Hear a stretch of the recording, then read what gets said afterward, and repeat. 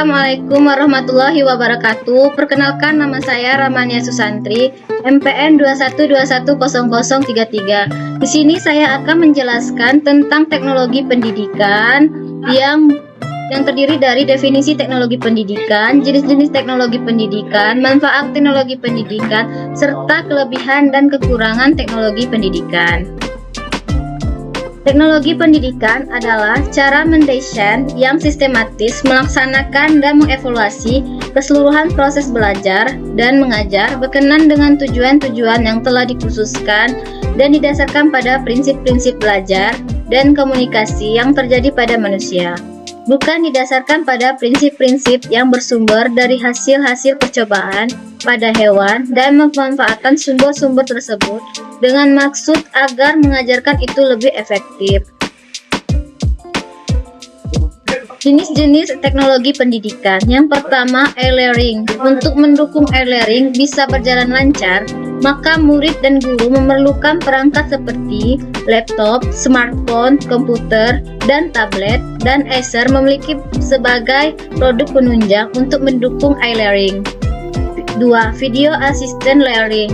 Pembelajaran dengan bantuan video menjadi populer sebagai teknologi pendidik. Yang ketiga, blockchain. Pemanfaatan blockchain di dunia pendidikan adalah untuk menyimpan data. Lewat blockchain, Anda bisa memasukkan data seperti nilai murid hingga materi pelajaran yang akan diberikan. 4. Big data will get bigger. Sekolah memiliki banyak data yang dikelola.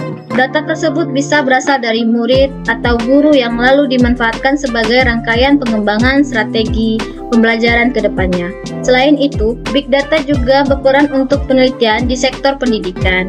5. Artificial Intelligence atau AI. Saat memeriksa hasil jawaban murid, guru dapat dipermudah dengan menggunakan teknologi AI. Tidak memerlukan banyak waktu untuk memeriksa hasilnya.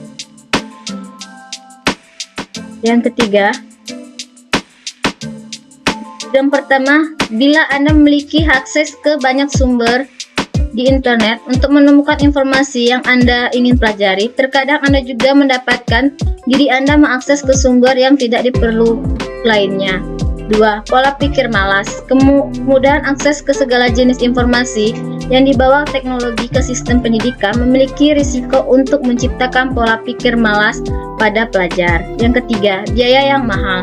Jika lembaga pendidikan ingin terus memperbarui sistem teknologinya dengan sistem terbaru dan lebih baik, biaya yang mereka butuhkan untuk dibelanjakan tidaklah sedikit. Hal ini juga dapat memerlukan biaya pendidikan. Anda dapat memudahkan menemukan banyak sekolah atau perguruan tinggi dengan biaya yang tinggi atau bahkan adanya biaya tambahan. Manfaat. Yang pertama, kualitas pendidikan yang meningkat. Pendidikan merupakan peluang dalam meningkatkan kualitas hidup. Teknologi dapat memudahkan dalam proses pembelajaran dan juga siswa atau mahasiswa dapat menambah ilmu mereka menggali lebih banyak lagi dan tidak dapat berfokus terhadap suatu sumber saja.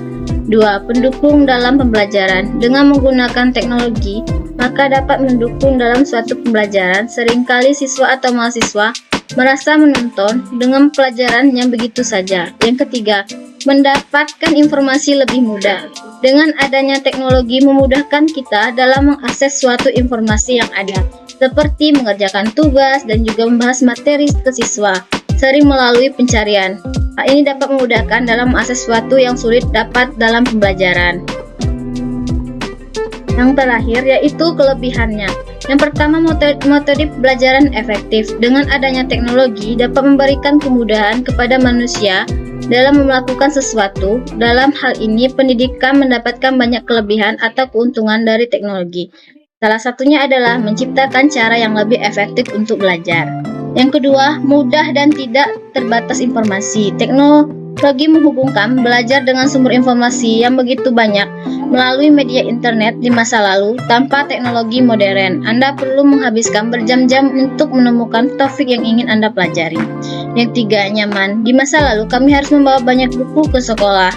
Ransel kami terasa berat. Selain itu juga kita membuat tugas atau makalah, kita harus menemukan lebih banyak buku di perpustakaan sebagai referensi. Itu hal yang baik karena dapat melatih otot dan tubuh. Tapi kini berbicara tentang pelajaran dan melatih otot kita di sini. Jika kita bisa, kita ingin mempermudah aktivitas fisik tersebut dengan memfokuskan energi kita pada otak kita. Baiklah, terima kasih. Itu materi yang dijelaskan tentang teknologi pendidikan.